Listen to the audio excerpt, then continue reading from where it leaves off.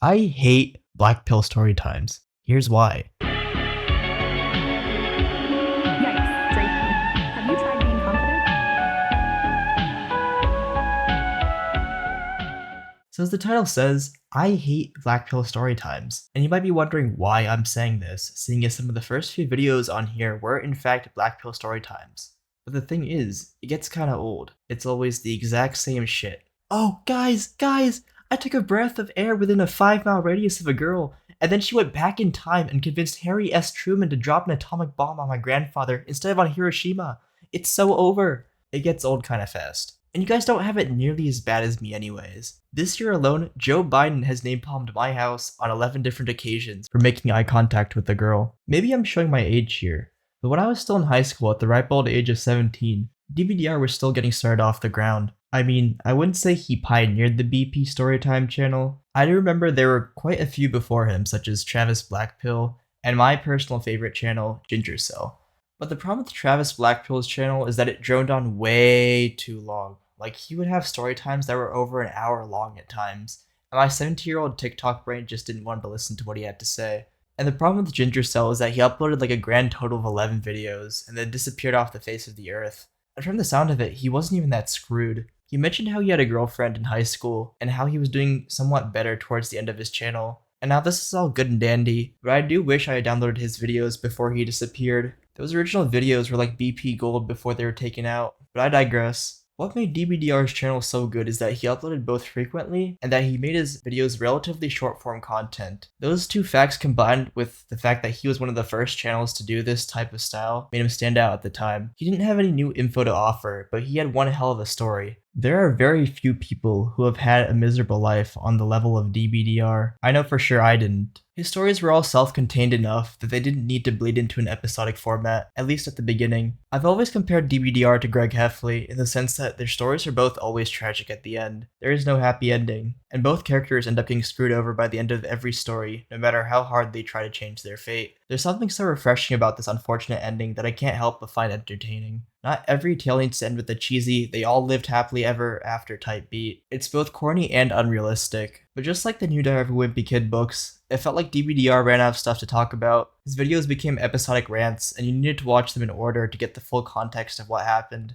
Now, this isn't to say his stories or videos were necessarily bad or anything like that, but it got kinda old towards the end of his run. I got somewhat bored of his videos. They didn't capture the same feeling I had when I first watched his videos in February 2022, when his channel was first beginning to start. I remember being so inspired by his stuff that I wanted to make the same types of videos for a bit. I even had recordings of me ranting about my life in high school on my phone. Sadly, I lost these when my phone broke, but if I ever do find them, I will be sure to upload a small part of them. I really did want to be like him for a while, even before starting this channel, and it seems that many other people agree. There are just so many DBDR clones now. You have British DBDR, the clone of British DBDR, Black DBDR, Australian DBDR, FBI DBDR, ragebait making anti-DBDR, laid back quote-unquote chill DBDR, who comes off as a total hippie, 17-year-old Columbine DBDR, and then you have me who's basically just brown DBDR. And I literally don't have a problem with any of the channels I've referenced here. In fact, I'm subscribed to all of them and I watch all their videos. The thing is, I've never come out of one of these videos feeling like I learned something or I got something out of them. At least with the older DBDR videos in his golden age, they were just so refreshing. That's the best way I can describe them. Sure, they were just videos that clicked with all the confirmation biases in my head, taking all of those preconceived notions of the black pill, but at least they were entertaining and relatively new. And honestly, it's not like DBDR was some 300 IQ genius who saw a market for any of this stuff or anything like that. Instead, he simply started the channel as a place to rant, but he inadvertently identified with tons of other guys who basically felt the same as him. If any of the guys who I mentioned earlier did the same thing before him, I'm willing to bet that they would find the same success and that DBDR would have been the clone. I've noticed that people have been saying the same thing about information-based black pill videos as well, not just story times. I was watching a video by the Black Robin. You might know him from his original channel, Coach Blackpill, before he took that one down. He mentioned how there's a fatigue in black pill content and how most Zoomers already know about the black pill, either consciously or subconsciously. honestly, and how there's not really anything new or of substance to add to black pill videos anymore. It's no longer this niche thing, and most zoomers probably understand the BP to some extent. Tails also mentioned how in his video about the black pill that there hasn't been any new revelations or uncoverings in the black pill either. I mean, I can definitely agree with this. Can you name one new revelation that,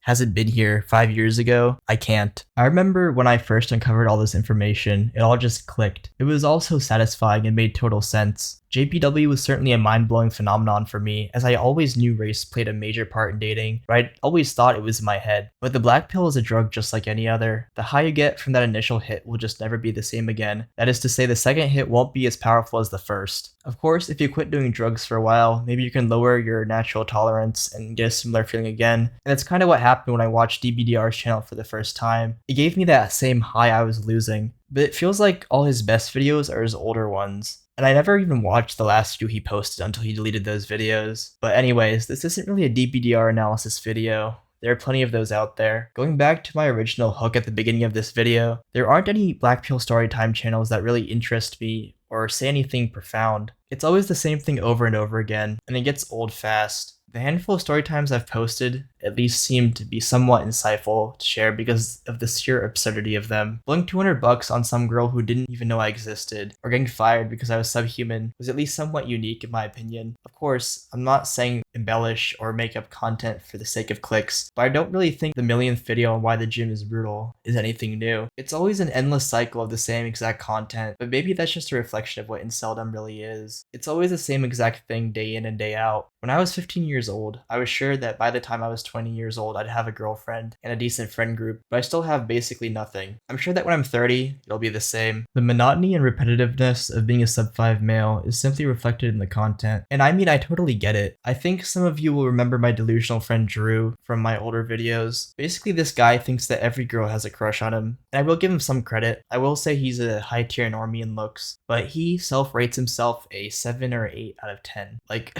just lol. But anyways, I digress. But in his latest scheme, he's trying to pull some girl in our biochem class that he's convinced is in love with him. The thing is though, he's never even talked to the girl before, and he showed me a picture and she's way out of his league. Just this past Wednesday, he cornered me with his latest scheme. Dude, he whispered conspiratorially. I've got 3 girls head over heels for me. We need to let Sarah from biochem know I'm available. I raised an eyebrow. Sarah? The one you've never spoken to? Obviously. Drew replied. She walked past me in the gym last week. It's basically a marriage proposal. Like, guys, this dude is basically the epitome of the whole "careful, the pies are hot" meme that Rehab was talking about. Anyways, before I could point out the flaw in Drew's logic, he dragged me to our biochemistry lecture. As we approached Sarah's friends, Drew nudged me. Ask me about the party, loudly. I was reluctant at first, but I cleared my throat. So, Drew, I practically shouted, are you coming to the event with us? Drew, seizing his moment, proclaimed with the subtlety of a foghorn. No way. I'm not third wheeling. Besides, I'm single. The entire class turned to stare, probably wondering why I was shouting about Drew's relationship status. Sarah's friends looked completely confused, likely because everyone knew I couldn't pull a girl to save my fucking life. Because, my face is fucked up. Anyways, undeterred by the awkward silence, Drew leaned over and whispered, oh my god, I can't, bro. I can't. Maybe I'm proving myself wrong. This shit's so fucking funny. Oh my god. Anyways, he leaned over and whispered, I need Sarah to approach me without you getting in the way. And on top of that, he even reminded me about all this stuff over text as if I fucking needed it. If you're wondering if Sarah even approached him in biochem class that day, she didn't even show up. Which means I basically was late to class for no fucking reason. Thanks, Drew. But the reason why I bring this story up is because I could probably make a whole 40-minute video dedicated to Drew and his schizophrenic delusions. But I feel as if purely anecdotal videos don't really scratch that itch for me, personally, when making videos. I want the viewer to leave the video with more than just me complaining about my life for pity views, which is why I try to split my videos down the middle with some anecdotes and some generalized information. The truth is, no one really wants to listen to your own life. You have to give them a reason for it. There's a reason why the skill of listening is so valuable. It's because the vast majority of people usually think about what they want to say while someone else is talking. And I get why people make these types of videos.